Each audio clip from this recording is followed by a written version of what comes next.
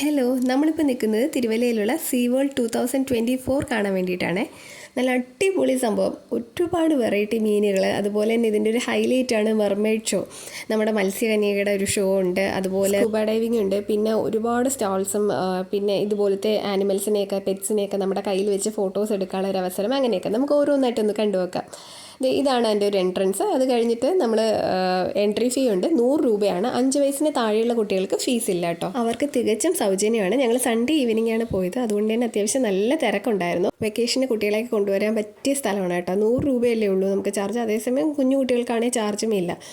കയറി വരുന്ന സമയത്ത് ഇതുപോലെ ഒരു സ്റ്റാച്ചുവും, പിന്നെ ഇപ്പുറത്തെ സൈഡിലാണെങ്കിൽ sea world under water tunnel and marine expo 2024 എന്നൊക്കെ എഴുതിയിട്ടുണ്ട്. അവിടെയൊക്കെ നിന്ന് നമുക്ക് ഫോട്ടോസും കാര്യങ്ങളൊക്കെ എടുക്കാം. അതൊക്കെ കഴിഞ്ഞ് നമ്മൾ കയറി പോകുമ്പോൾ ഒരുപാട് തരം മീനുകളെ കാണാൻ പറ്റും കേട്ടോ. ഒരുപാട് വെറൈറ്റി മീനുകളുണ്ട്.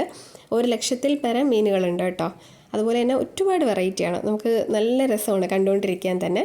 ഇത് സ്റ്റാർട്ട് ചെയ്തത് April 8-നാണ്. ഇത് May 20 വരെ ഉണ്ട്. ഇതിൻ്റെ ടൈമിംഗ് വന്നിട്ട് രാവിലെ 11 മണി മുതൽ രാത്രി 11 മണി വരെയാണ്. രാത്രി ഒരു 10 മണിയൊക്കെ ആകുമ്പോഴത്തേക്ക് ടിക്കറ്റ് ക്ലോസ് ചെയ്യുമെന്ന് തോന്നുന്നു. അത് കഴിഞ്ഞ് 1 മണിക്കൂർ അതിനുള്ളിൽ നിന്ന് ബാക്കിയൊക്കെ കാണാൻ ചെയ്യാം. സ്ഥലം വന്നിട്ട് തിരുവല്ല മുനിസിപ്പൽ സ്റ്റേഡിയത്തിലാണ്. ഇവിടുത്തെ ഒരു പ്രശ്നം എനിക്ക് തോന്നിയത്, മീനുകളുടെ പേര് എഴുതി വെച്ചിട്ടില്ല. നമുക്ക് എല്ലാത്തിൻ്റെയും പേരറിയില്ലല്ലോ. പിന്നെ ഇതൊക്കെ കണ്ടു കഴിഞ്ഞിട്ട് പിന്നെ നമ്മൾ നേരെ പോകുന്നത് ടണൽ അക്വേറിയത്തിലോട്ടാണ്. അതായത് നമ്മുടെ ചുറ്റും മീനുകളാണ്, മുകളിൽ കൂടിയും സൈഡിലും ഒക്കെ. അത് നല്ലൊരു എക്സ്പീരിയൻസ് ആണ്. ഈ മീനുകളുടെ സെക്ഷനൊക്കെ കഴിഞ്ഞിട്ട് നെക്സ്റ്റ് വരുന്നതാണ് നമ്മുടെ സ്കൂബ ഡൈവിങ്. അത് അടിപൊളിയായിരുന്നു കേട്ടോ. ഒരുപാട് ലൈറ്റിങ്ങും കാര്യങ്ങളും ഒക്കെ ഉണ്ട്. കണ്ടോ, നിങ്ങൾക്ക് ഇതിനകത്ത് തന്നെ കാണാൻ പറ്റും ലൈറ്റ് മാറി മാറി അടിക്കുന്നത്.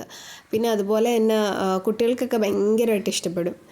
ഇനി ഇതിൻ്റെ അടുത്ത സെക്ഷൻ, അതായത് സ്കൂബ ഡൈവിങ് കഴിഞ്ഞിട്ട് അതിൻ്റെ അപ്പുറത്തെ സെക്ഷനിലാണ് നമ്മുടെ മെർമെയ്ഡ് ഉള്ളത്.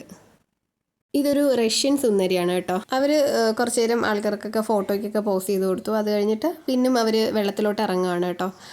നല്ല രസമുണ്ടായിരുന്നു കാണാൻ. അതിനകത്ത് ശരിക്കും ഒരു മത്സ്യകന്യക പോലെ തന്നെ. ഇതൊക്കെയായിരുന്നു അവിടുത്തെ ഹൈലൈറ്റ്സ് കേട്ടോ. ഈ മെർമെയ്ഡ് ഇത് എല്ലായിടത്തും കാണുന്നതല്ലോ. കുറേ എന്താ പറയുക, ടണൽ അക്വേറിയം അങ്ങനത്തെ ഷോസ് ഉണ്ടെങ്കിലും ഇത് എല്ലായിടത്തും ഉണ്ടായിരുന്നില്ലല്ലോ. കണ്ടുകൊണ്ടിരിക്കാൻ നല്ല രസമായിരുന്നു കേട്ടോ. ശരിക്കും ഒരു മീന് പോകുന്ന പോലെ ഉണ്ടായിരുന്നു. അവിടെ ചെന്നിട്ട് അവർ എങ്ങനെ ടേൺ ചെയ്ത് വരുന്നതും ഒക്കെ കണ്ടോ, അടിപൊളിയായിരുന്നു കേട്ടോ. കുട്ടികൾക്കൊക്കെ ഒരുപാട് ഇഷ്ടമാവും കേട്ടോ. ഇത് കാണുമ്പോൾ ഒരു കൗതുകത്തോടെ നോക്കി നിൽക്കുക.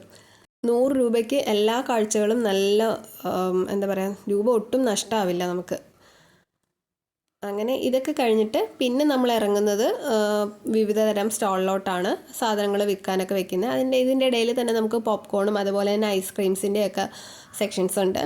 അവിടെ നിന്നൊക്കെ നമുക്ക് കണ്ടോ, പോപ്കോണിൻ്റെയൊക്കെ സെക്ഷനുണ്ട്. അത് കഴിഞ്ഞ് ഇതുപോലെ ഫർണിച്ചേഴ്സൊക്കെ സെയിൽ ചെയ്യുന്ന സ്ഥലം എല്ലാം ഉണ്ടായിരുന്നു. ഒരു വീട്ടിൽ ആവശ്യമായിട്ടുള്ള എല്ലാ കാര്യങ്ങളുടെയും സ്റ്റോൾസ് ഉണ്ടായിരുന്നു. പിന്നെ ഇത് കുട്ടികളുടെയൊക്കെ ബുക്സും അങ്ങനെയൊക്കെ, കുഞ്ഞു കുഞ്ഞു കുട്ടികൾക്കുള്ളതും അതുപോലെ തന്നെ റീഡിങ് ബുക്സ് എല്ലാം ഉണ്ടായിരുന്നു. എല്ലാ ടൈപ്പും ഉണ്ടായിരുന്നു. നമുക്ക് വീട്ടിൽ ആവശ്യമായിട്ടുള്ള സാധനങ്ങൾ, പഴയകാല മിഠായികൾ, അത് മറ്റേ നമ്മുടെ നാരങ്ങ മിഠായി, ഗ്യാസ് മിഠായി, അങ്ങനത്തെയൊക്കെ സംഭവങ്ങളില്ലേ, അടിപൊളിയായിരുന്നു.